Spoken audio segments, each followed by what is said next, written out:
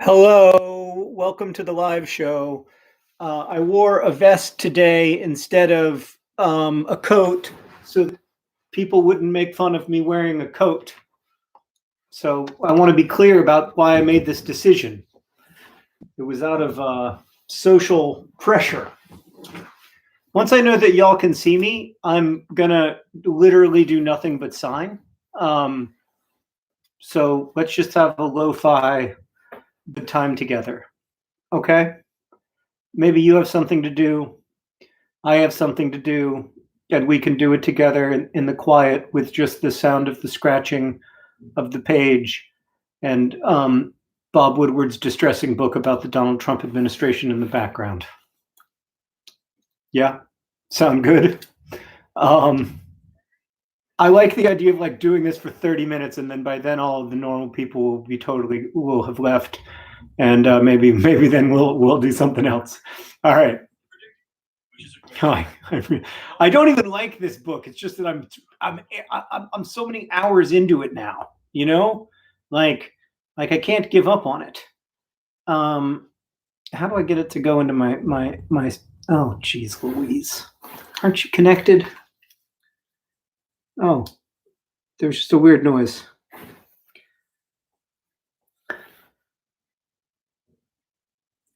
Well, but what about my iPhone? Can you connect to my iPhone?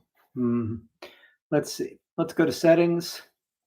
You know, this is like what really takes a long time when you're signing your name 250,000 times is like getting your headphones to connect. That's where the real time loss is. It's not really in. Come on, you can do it. You can do it, Francine. Nope. Yep. Is that? Yep. Nope. Unsuccessful.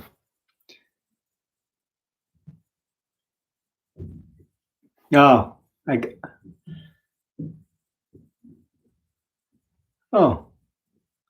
Oh. All right. I had the wrong. I had the wrong name.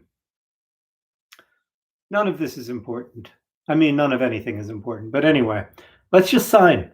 Let's stop all the hullabaloo. Oh no, why isn't it coming into my speakers? Yeah, that's good. I don't even really want to listen to this book. But now I feel like I have. Oh, sweet God. Oh, I mean, why? It says it's connected. Audible would like to. Oh, no. I don't want to make friends with Audible. No. All right. I mean, this is ludicrous. I can't believe I didn't figure this out before I started the live stream.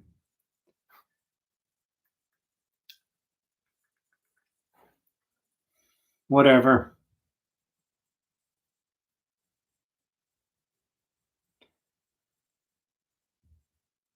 People are going to watch this back later. Is there any way I can cut this part out? Oh, no. I like the person who said, John, you got this. No, I don't. I don't have it. I definitely don't. I'm trying it one more time, then I'm quitting. If this doesn't work, I'm quitting. I don't even need to listen to anything. You know, the best part about this is that when it connects to my computer, it just says this like 300 word, this 300 letter series.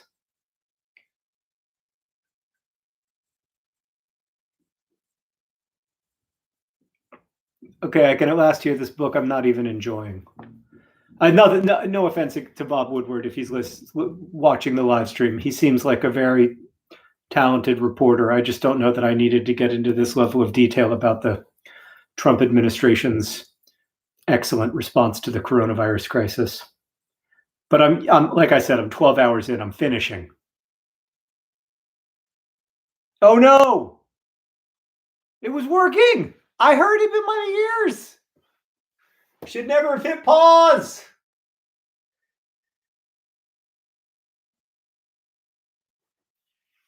Oh my God.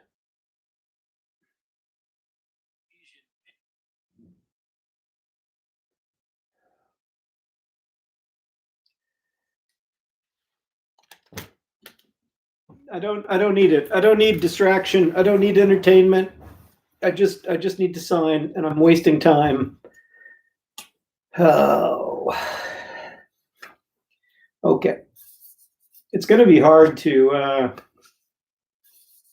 sign the sheets I need to sign in the time in which I have to sign them. So I can't go messing around with.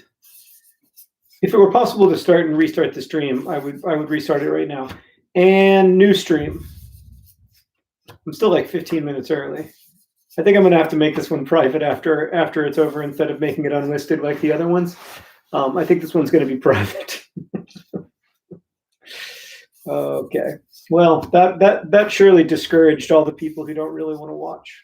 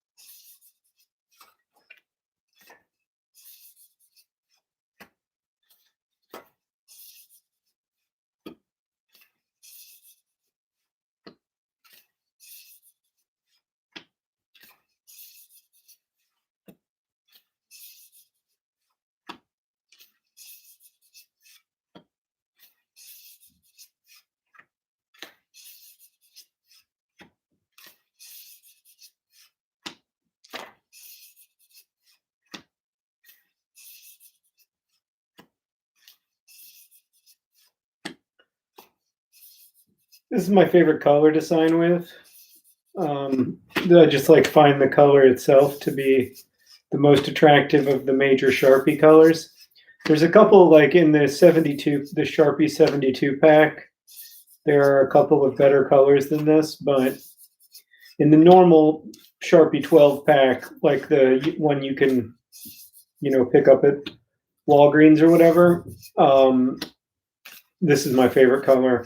I don't even know its name, actually, because they don't write the names on the pens, but it's like somewhere between red and purple. It's sort of a nice, like, darkish pink. And I've just always liked the way that it looked ever since 2011 when I signed for the Fault in Our Stars. And this is the last time I'm going to be able to sign with this color for, I don't know, at least like 30 or 40,000 sheets. So I realize how stupid this sounds, but I'm trying to enjoy it. You gotta, whatever little thing you're doing, you've got to try to find what's enjoyable about it and enjoy it. I do like the way that it looks on the paper. I guess I like it partly because the color reminds me that the paper itself is not actually white. It's more cream colored, and this Sharpie brings out that color contrast a little more than the green or blue or red do. I think after this I'm going to do, because I actually don't have that much longer with this marker, I'm going to do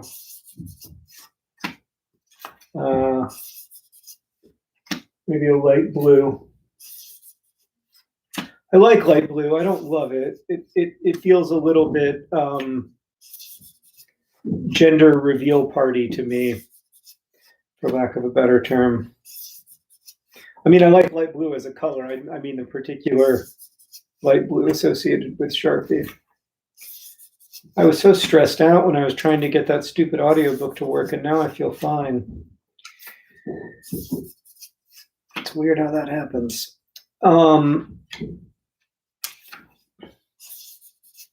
I will try to answer some of your questions later if you want.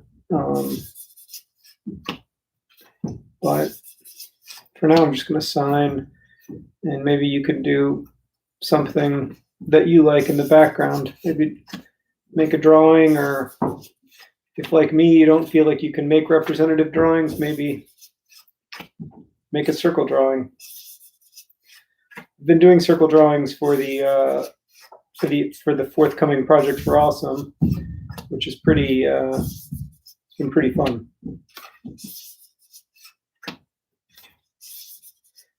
I find circle drawings a really good thing to do when I'm like on a Zoom call, especially if it's like a Zoom call that's like, Sarah and I like to listen to like artist lectures on Zoom. There's this artist we love called Nina Kachadorian.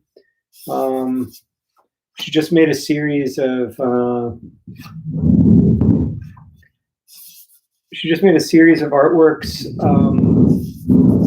Sorry about that noise up there. She made a series of artworks in response to, I guess partially in response to this pandemic, but partially in response to this book that she's been obsessed with for the last 45 years called Survival. It's Survive the Savage Sea. And so she made these wire sculptures of the different organisms that this family of 5 were able to eat during their 40 days adrift. So they were a family who had planned to tour, like sail around the world together. And in the middle of the Pacific Ocean, their boat was slammed into by an orca, and their boat sank almost immediately. And as a result, they had to survive in this dinghy for 40 days. And it's a pretty intense story. And then Nina Kachadorian has made this series of artworks in response to it that are they're just amazing. We think like, and I mean, they're expensive. She's a famous artist, but like, listening to her talk was a reminder to me that there's so much great art out there that isn't very expensive. Like these paintings that I love that we've lived with for, almost 20 years now were $50. Um, and we of course we have much nicer art in terms of cost, but I don't know that I don't really think those paintings look out of place in this room. So yeah. Anyway, we've been listening to a lot of Zoom lectures, and I find that to be the perfect time to make circle drawings. I'm going to make 10 of them for the Project for Awesome, and they're going to add up. Basically, I mean, this isn't explicit anywhere in the drawing, but the idea is that each one of the 10 drawing represents 1 week of American COVID deaths.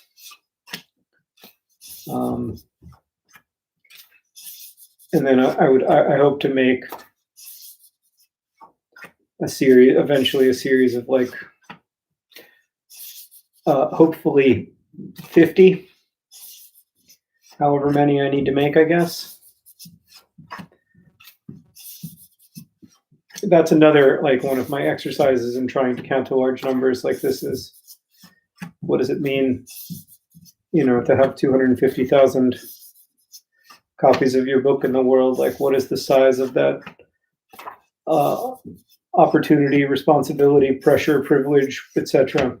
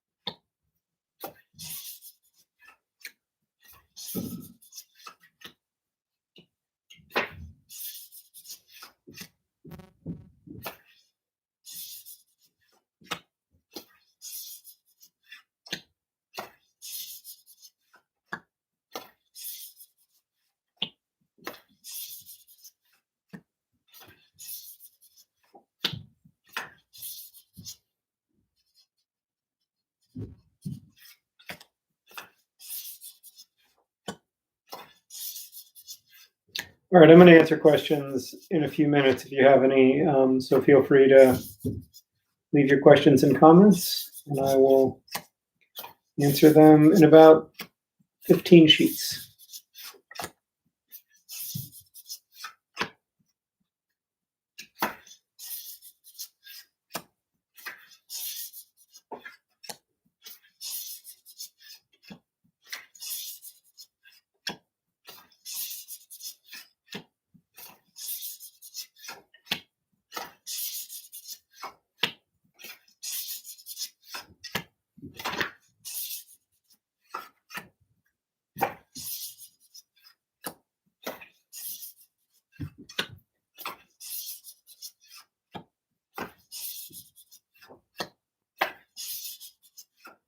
Okay. I'm going to try something a little different. I'm going to try to do this without getting up. Let's go to Vlogbrothers. Let's see if there's the video. The like to dislike ratio isn't that great, but whatever. Some people, I think, get like inherently mad. What books are you reading lately?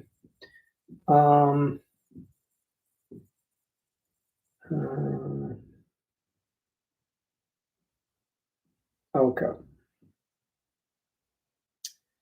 Okay. How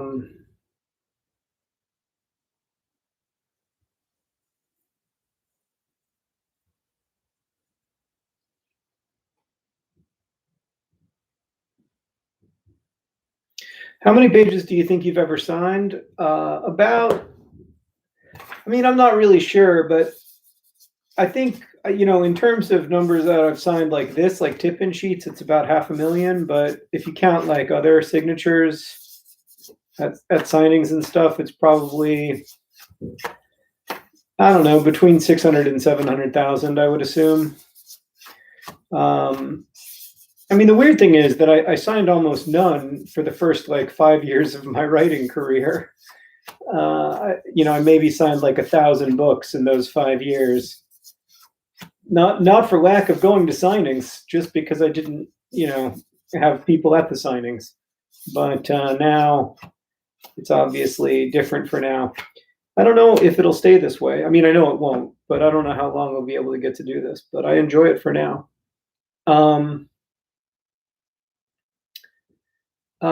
Okay.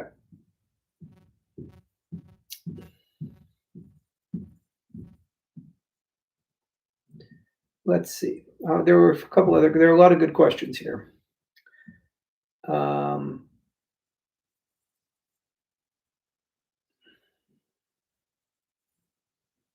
see you made another TikTok. Yes, I did. I did make another TikTok. Did you subscribe to Hank Sock Project? Of course I did. What was the most important factor? What was the most important factor getting through the pandemic mentally? And Juliana's question, how do you find the brain juice to write during end times? Or Juliana, I don't know how to pronounce your name. I apologize. But yeah, so these are not the end times.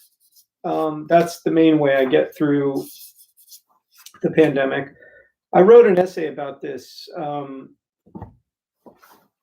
the Anthropocene Reviewed, where I reviewed plague and our historical relationship with plague. And it's really interesting to go back and especially to read eyewitness accounts of the Black Death in Europe and North Africa and Asia, because that really did feel apocalyptic to people, and a lot of people across religious lines really felt that the world was ending for humans. I don't think the world is ending for humans. I mean, there's always a risk of that, and there's been a risk of it for a long time. But I think it's unlikely that it's ending for humans right now. These are very difficult times. They're certainly by far, in terms of collective challenge, the worst period of my lifetime. This is going to be the first year, probably 2021 will be the first year since I was about 11 years old that the number of children who died per year went up.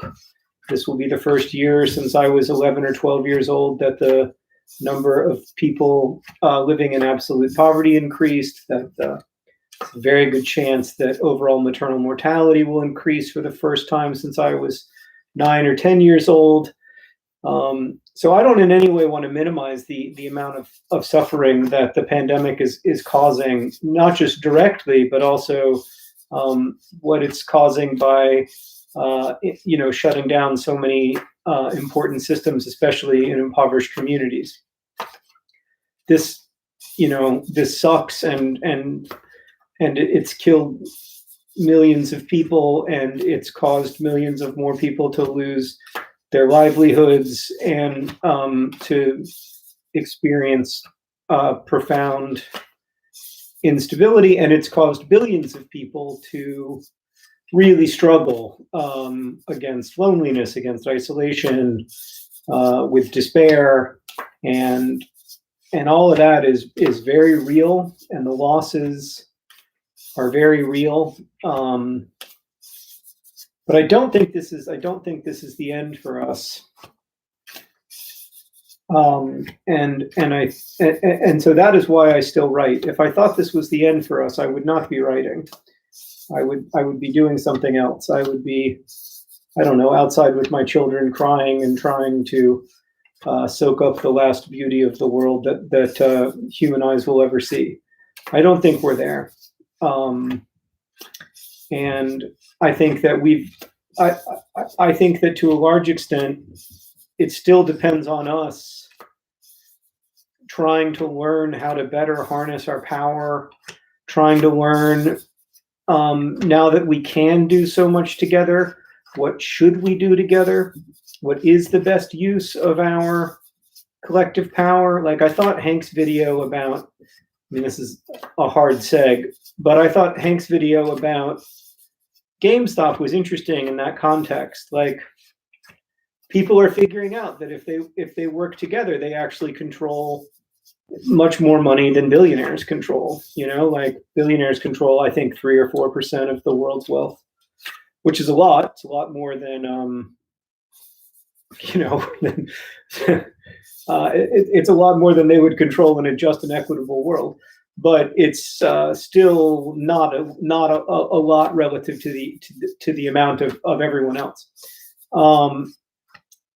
But like, what is the most interesting or important thing we can do with those resources?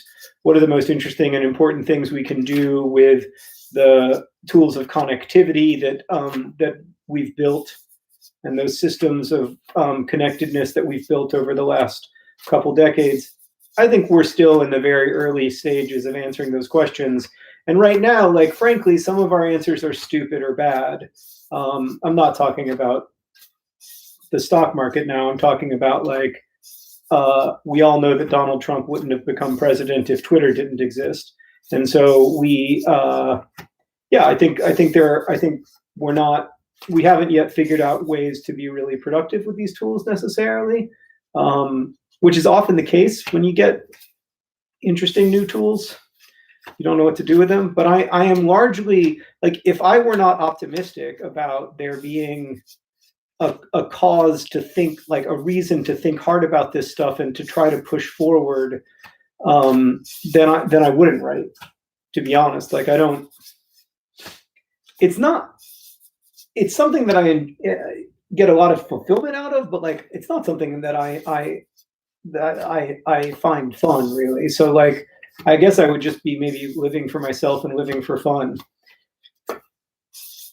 But there's not a lot of fulfillment in that for me. So, yeah, I think that's where I get the brain juice from. That said, like, I often think, well, if I imagine, like, my 27-year-old self who was writing Looking for Alaska, or my 26-year-old self writing Looking for Alaska, alone in an apartment all day, and then not being able to go into work, and being alone in an apartment all day and alone in an apartment all night. And I don't think that I would be like creatively productive. When all this started, everybody was like, oh, like Shakespeare wrote all these great plays during his plague year because he couldn't act. And like, yeah, whatever. That was Shakespeare. Like, I'm not Shakespeare. I haven't had a particularly productive pandemic. And some of that is because I had to prioritize like staying sane or getting as close to sane as I can get. And some of it is because I had to prioritize my kids and Sarah. And so I think like, regardless of what kind of work you're able to do during this pandemic or whether you're able to do work, like the main thing is to me is like just try not to be a jerk to yourself, because it just isn't very effective. Like I'm a jerk to myself constantly. I say things to myself that if I know this is cliche, but it's true. Like that, we all say things to ourselves that if we said to a friend or even an enemy, we would be like, "Whoa, there, that's not cool. That's over the line." And yet we talk to ourselves that way all the time. And so I think part of it is also learning to accept the limitations and work within them insofar as possible. Like, there's like I can only sign until 3 because I got to go pick up my kids, and that's more important, But for me, I guess the other thing is that I find it like helpful to make stuff. I find it helpful to do those circle drawings. I find it helpful to try to write essays because it gives me a sense of purpose and orientation and direction. And when I do not have a sense of meaning in my life, things are a lot worse than when I do, regardless of how things are on the outside. So I'm not afraid to say like, well, sometimes you got to make that meaning up. And so for me, that's what writing is. It's an attempt to like give my life some orientation and meaning through language. Anyway, that's an interesting question, and I'm sorry if I answered it poorly. Also, I cannot remember the other question now, but I have to stack these pages anyway, so hold on. Also, this pen is almost done. Okay. I'm going to do like 5 more.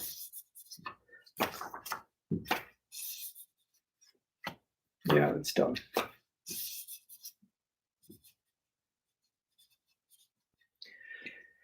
I mean, the pen still looks pretty good. Like, I don't think that looks bad. Like, I don't think the person who gets that signature is going to be like, oh, I'm so upset. But it's definitely not as good as it was, 400 signatures ago. The other thing about that color is that it lasts a pretty long time. I really wish they made 12 packs of that color, but then I don't know. Maybe there are some people out there who like don't want their signatures to be lipstick colored. Maybe, I don't know, but I like it. It's my favorite. It's my favorite Sharpie color. I mean, look at this. This is such a good.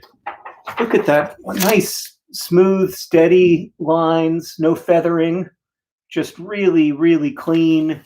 And really lovely. Like I said, I think it brings out the cream of the color a little more, which is nice. So what are we going to do next? I guess light blue. No, I can't do it. I don't want to. I'm going to do red. I'm going to do red. Okay. All right. Let's see. What's on the whiteboard? Oh, the Oklahoma question was interesting. Why is Oklahoma on your vision board?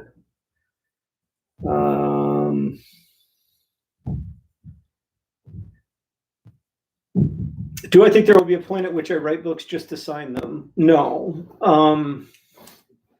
No, because if I want to do that, I can just, like, if I want to sign 10,000 sheets, I can just send them to my publisher, Julie Strauss-Gable, and she'll put them in books.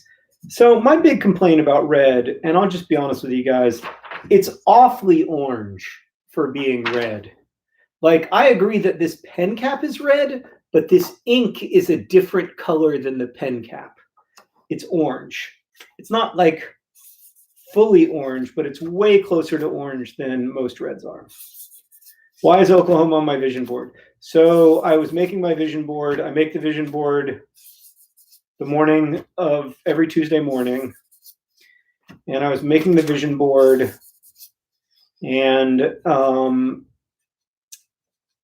after I like come up with each idea for the vision board, I like make a circle or a square around it or whatever. And I noticed that in making those circles and those squares, the space that I was left with for the last thing on my vision board looked kind of like a sideways version of the state of Oklahoma. Or not even really sideways, because why is north up? North shouldn't be up. We decide what's up. It looked like a, west up version of Oklahoma. And I was like, that's funny. So I'll just write Oklahoma. And then I remembered that, like, who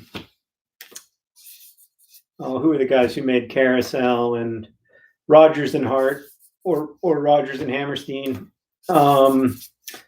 play Oklahoma ! And I was like, I can kind of maybe work with that. So yeah, that's it. There's nothing else to it. It's not like I'm going to Oklahoma, although it's a lovely place. I've been there many times, but I'm not going anywhere, like most of us. Yeah, somebody asked, like, what mental health wise got you through the pandemic, and like, I'm not through the pandemic, unfortunately, or I don't feel like I am anyway. My mother got vaccinated yesterday, her first dose, which is huge and a big relief. And my dad has also been vaccinated because he's a little older. So that's a huge relief. But my kids are still in school, and we are still at home, and Sarah and I are very aware of the fact that we could get COVID. And obviously, once my parents are fully vaccinated, that will be a big relief. But I don't know when we'll be vaccinated. Sarah and I both feel pretty strongly about not jumping the line. We think teachers and other frontline workers need to be vaccinated first, way ahead of us. So I have no idea when we're going to get the vaccine. I'm anxious to get it. I'm ready to get it, but I also want to make sure I don't skip my place in line. And because I think there are people who are at much higher risk than me who need the vaccine and want the vaccine and can't get it yet. So I have no idea when it's going to be over for me. In terms of also, yeah, I think to some extent we're like underplaying the effectiveness of the vaccine. So I don't, but getting vaccinated also doesn't mean a magic end to the pandemic. In terms of what's getting me through, knowing that it's temporary is very helpful. Like, I read a lot of history, and I've read a lot of history about infectious disease, and we've had infectious diseases that were much worse than this, that we knew much less about, and they also ended. The Black Death ended.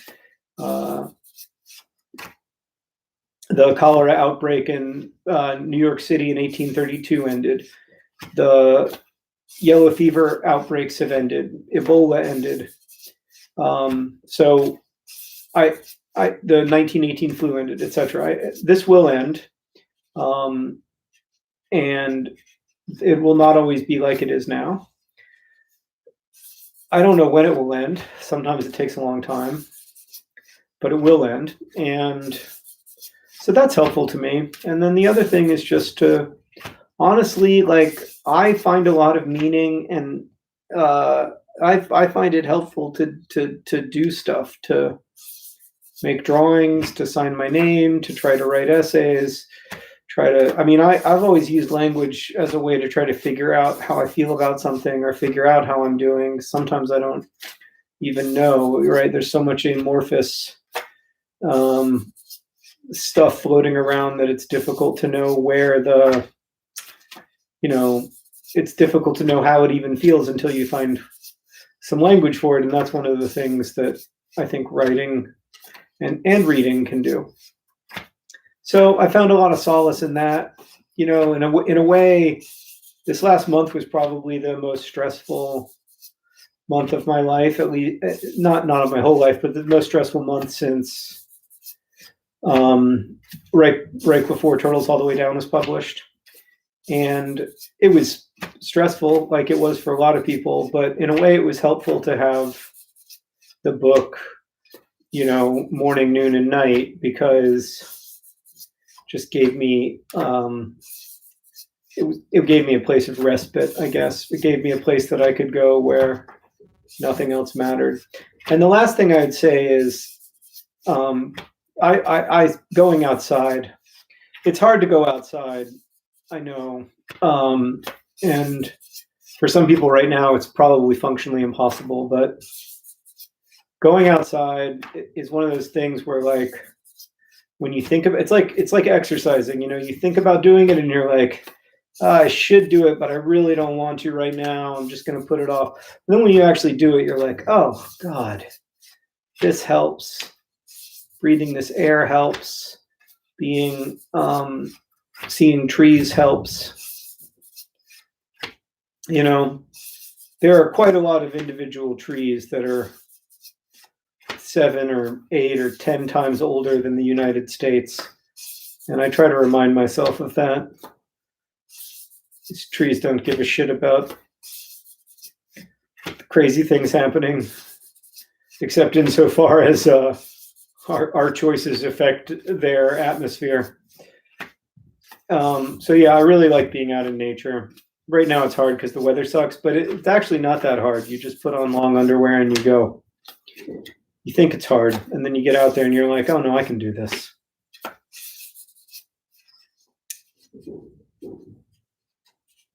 All right.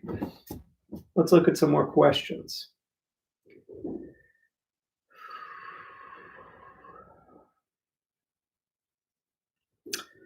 Oh, that's an interesting question. Does the Anthropocene Review book have a structure, and why did we decide on the 4-minute rule?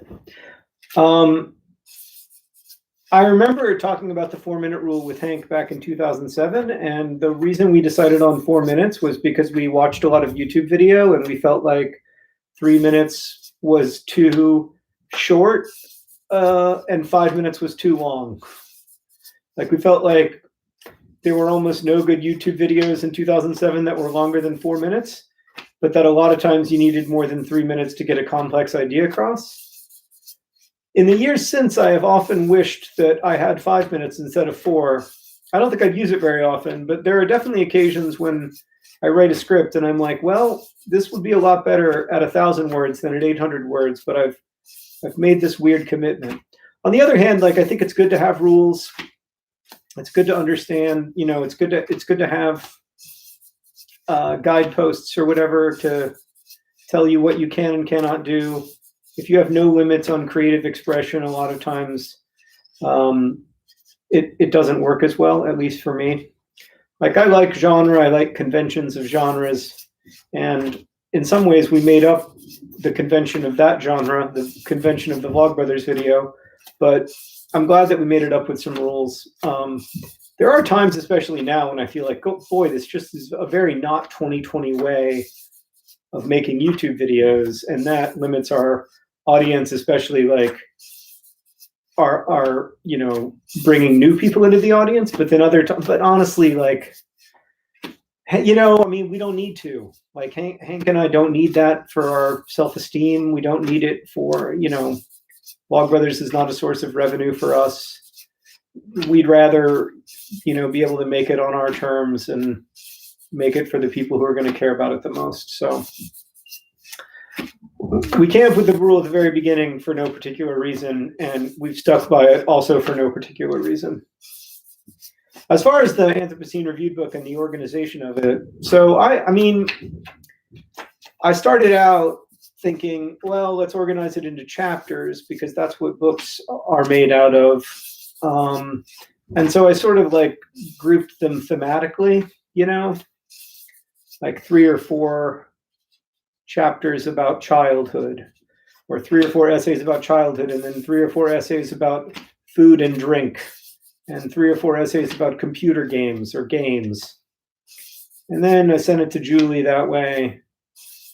And Julie was like, I don't really like it.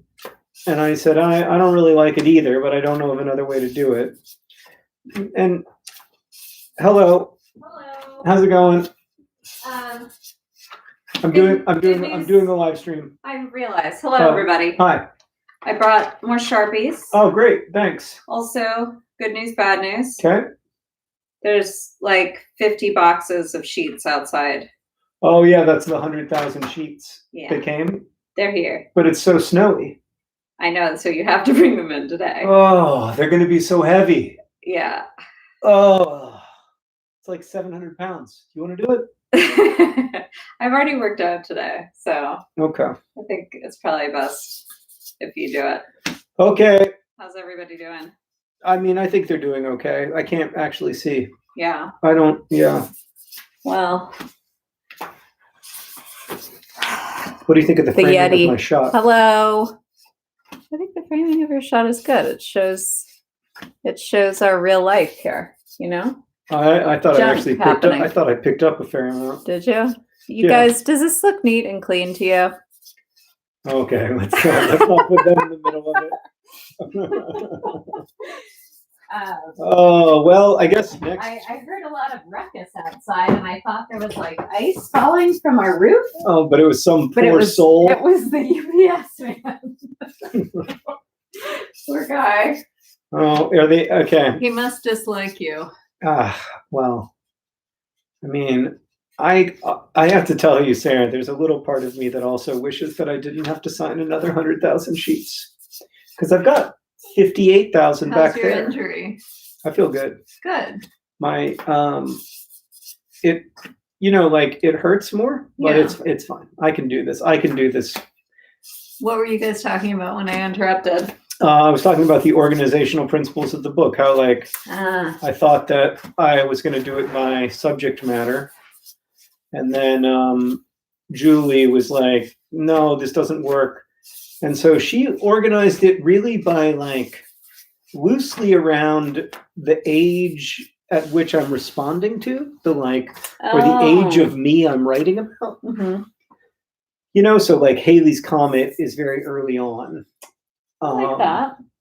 But then also kind of weaving in and out of the pandemic and organizing things a little bit thematically. I mean, the idea, I guess, was to organize it so that it feels like one of those hedge labyrinths where you're walking through and you realize you're in a new place, or you realize you're in an old place that you're seeing from a new direction, kind of thing. Yeah. I actually think the way that, so I don't know how she did it, but it is a lot better for her having. I'm looking forward to reading come up with that structure. It's good to see you guys too. What have I learned from John? Not much. The importance of being on time. I've learned about it is important. The importance of routine. I've learned about the importance of sometimes being late. Also, letting go of your crazed ideas about punctuality. But you never let go. I have tried so hard. But you know what? It's good. It means that you finish things on time. Yeah. For me, if I had the deadline to finish a manuscript by February 1st, I would go to great lengths to figure out a way out of it.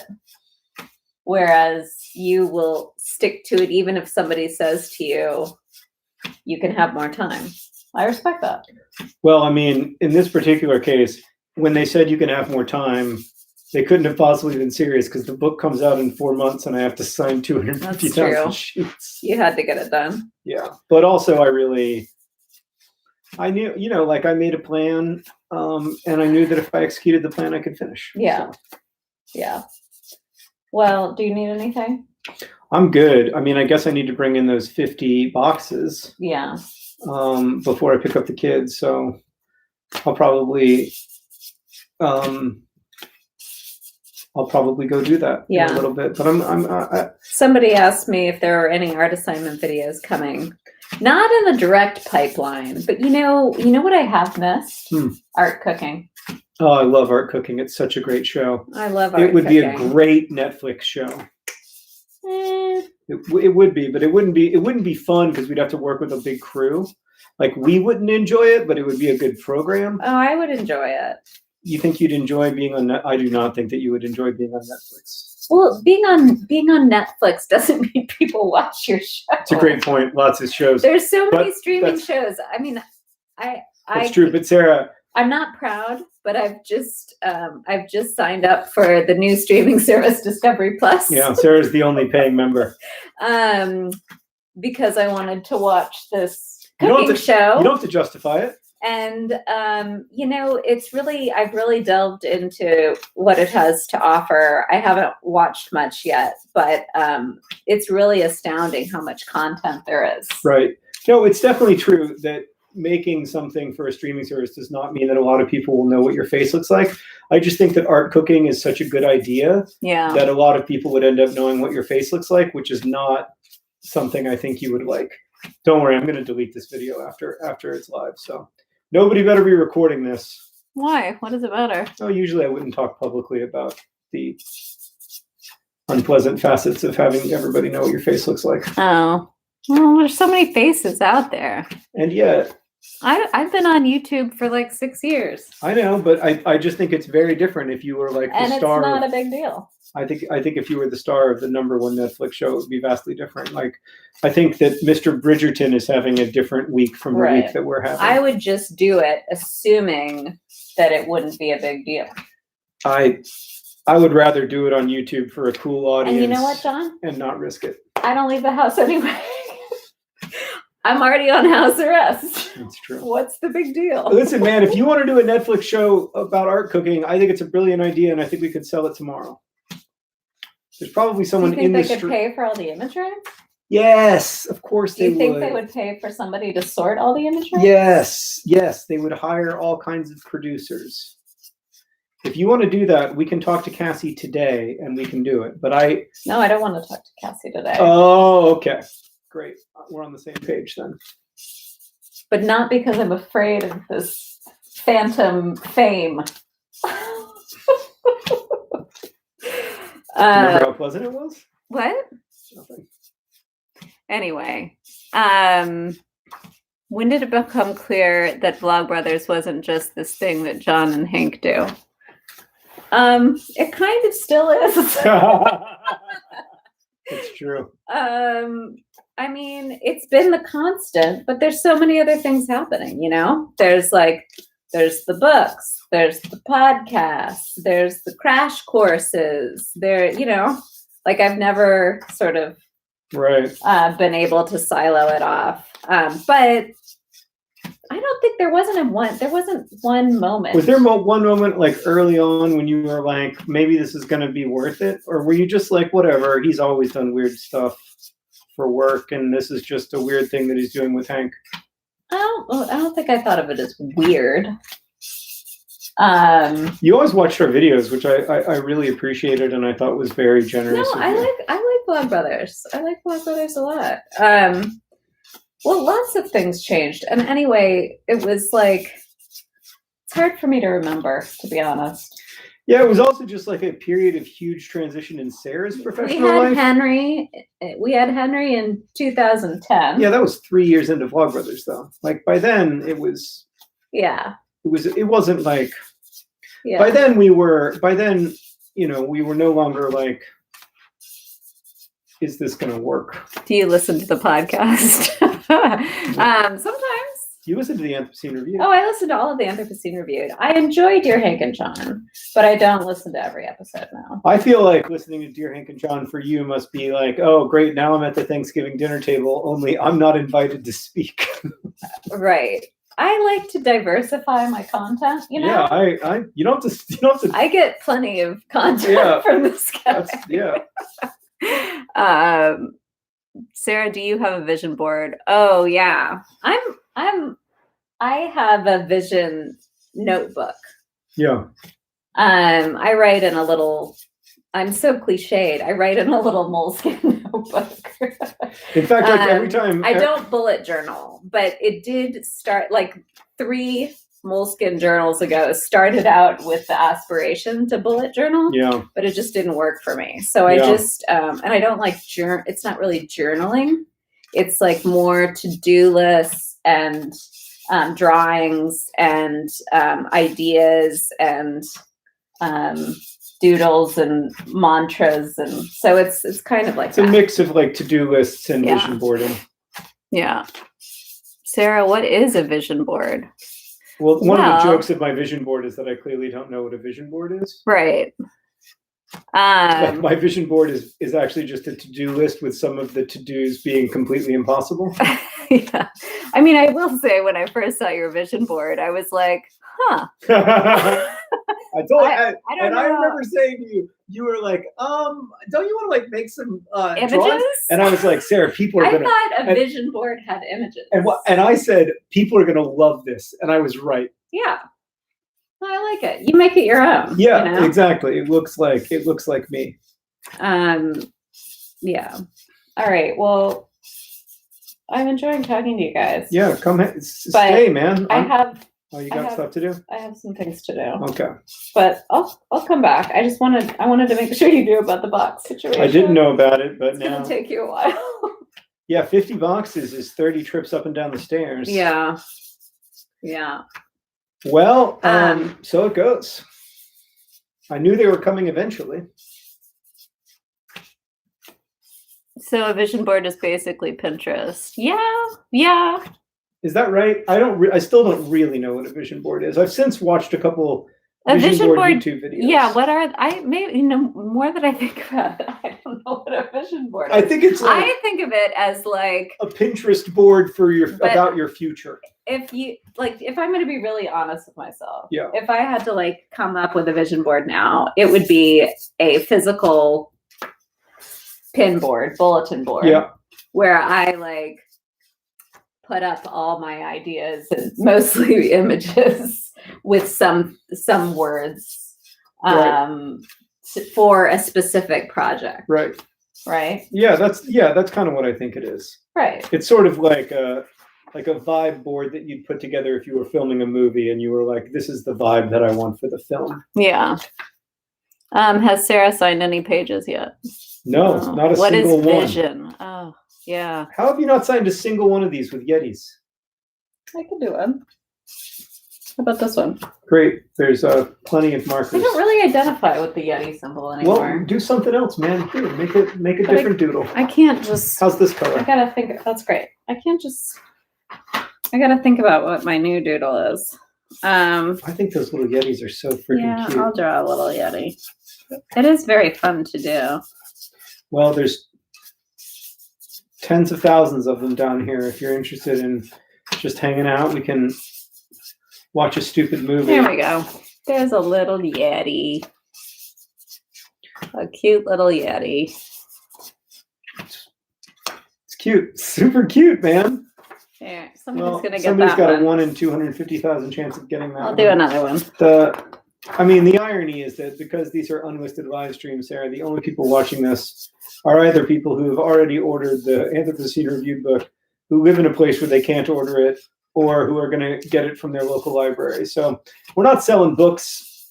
We're just having fun. Great. Which is kind of nice. Oh, this is one of my favorites that I used to do a lot. Oh, yeah, when it's Yeti like holding on. Hanging on. Hang in there. Should I write hang in there? I think you should. I think you should feel free to.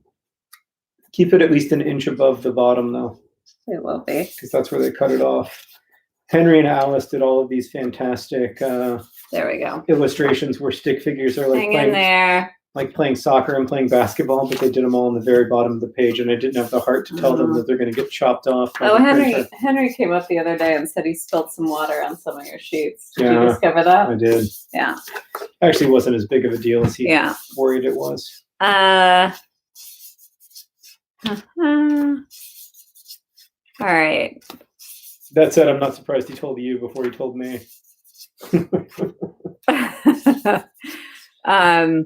Hank in there. That'd be funny. You could hang a hanklerfish off. No, I can't do that. Hank in there. You can do that. No, I'd have to look at it. You'd have to look at a I'd hanklerfish. have to look at a hanklerfish. Somebody got a hanklerfish tattoo just last week. Oh wow.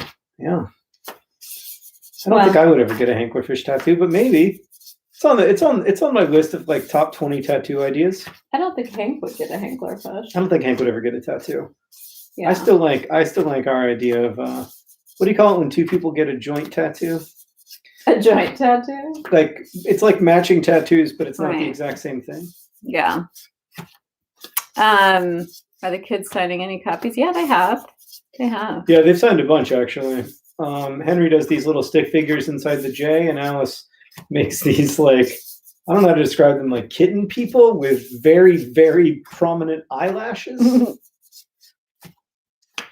Is Henry named for Hank? No, but they're both named for the same person. Yeah, John's grandmother. Grandmother. John's grandmother, Henry. It's not impossible, but It's yeah. not Henrietta. No, John's grandfather was Henry. So Hank was named after John's grandfather. Yeah. And then Hank was actually named after both of my grandfathers, and our Henry is named after only my mother's father. Okay, I really gotta go now. Okay, I will see you This later. has been fun. Yes, it's a pleasure. Bye, to see guys. Thanks Good for to see you. for Well, dropping not by. see you, but good to chat with you. I'm gonna do this for like five more minutes, and then I'm gonna go start to get those boxes.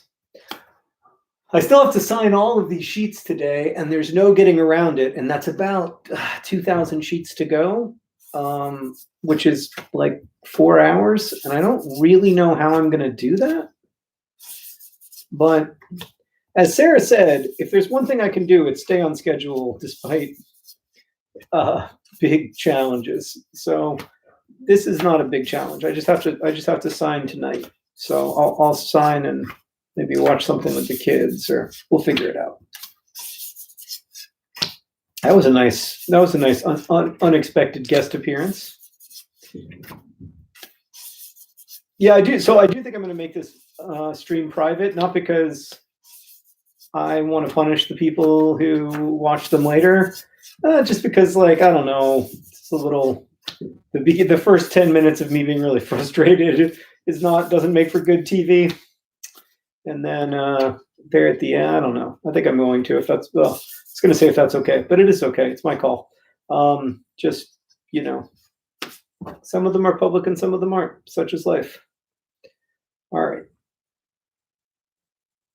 Did you know about the Oklahoma meme? No. Somebody says delete the link from the comment, which is a good idea. Thank you for that idea. Then people will just never know. Nick has a good last question. How do you think the world has been affected empathetically by the pandemic? So it's, I mean, I think about it. There's a big shift that's happening, which is that we're hearing more people's voices, right? Like, and that's really good. I think the number one thing that bridges the empathy gap is hearing people's voices. But there are still a lot of voices that we aren't hearing, right? Like, why is maternal mortality in Sierra Leone never a trending topic on Twitter? The answer is that the people who are most profoundly affected by that crisis don't have access to Twitter, don't write in English, and so on. And so that empathy gap, I mean, it may be getting slightly better.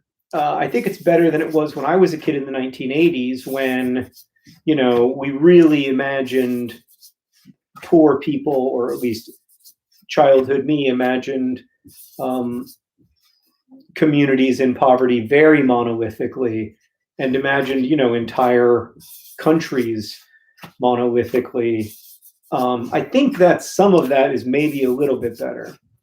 I think that there's more openness to empathy toward the voices that we hear. There's also inevitably, every time this happens, a backlash, a nativist backlash, misogynistic backlash, where the structures of power try to conserve their power through denying access to other voices, denying discourse access to other voices.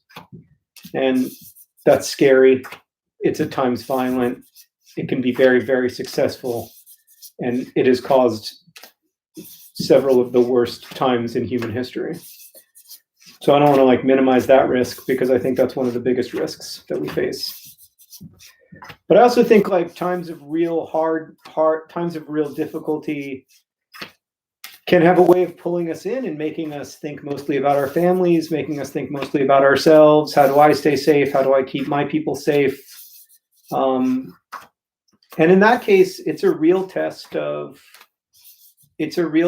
norms. Like it's a real test of values, and can we live out the values that we evince, when it comes to things like not jumping a vaccination line, or continuing to support people whose lives may feel distant from ours, even as we have new and difficult challenges in our own lives. Now, also, like, there are times when you have to just, you do have to just take care of yourself and your family, and you have to prioritize that, and you don't have extra time or attention or energy or resources to devote anywhere else. And like, I think that's also human, and nobody can take care of you like you can take care of you. And it's important to know that.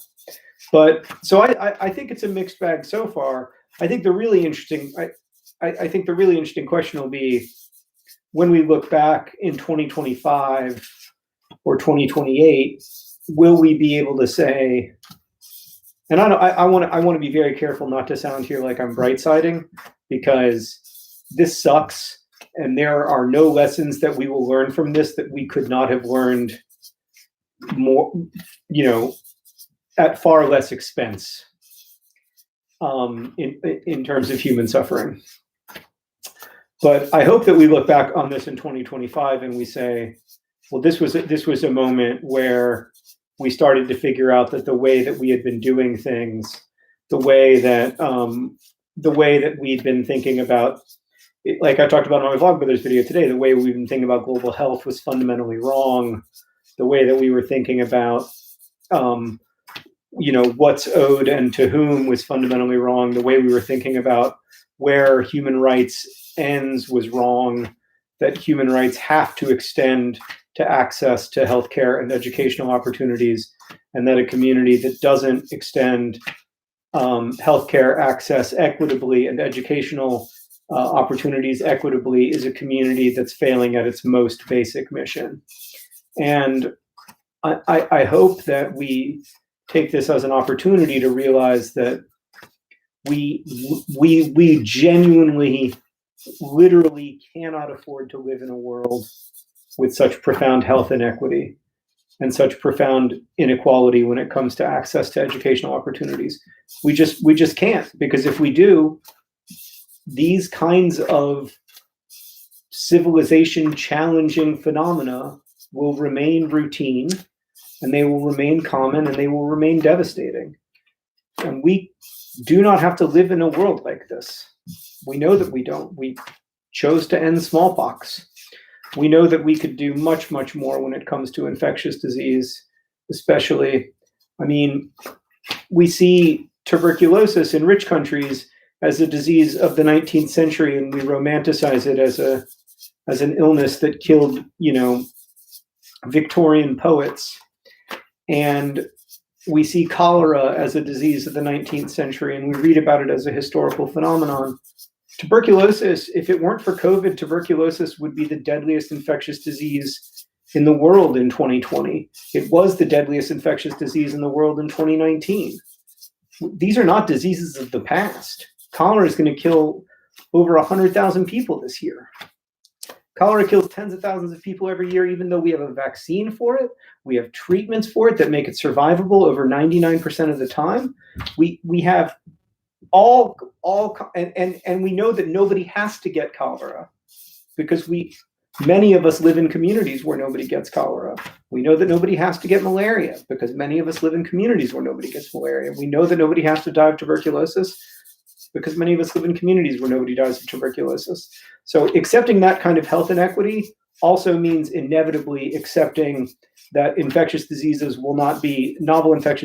will not be quickly identified and will be able to spread widely through the human population before we understand the threat of them. And so my hope is that we will emerge from this and take global health more seriously and better understand ourselves as one profoundly, deeply, endlessly interdependent species that simply cannot thrive when there is such profound structural injustice in who gets access to healthcare and who gets access to schools.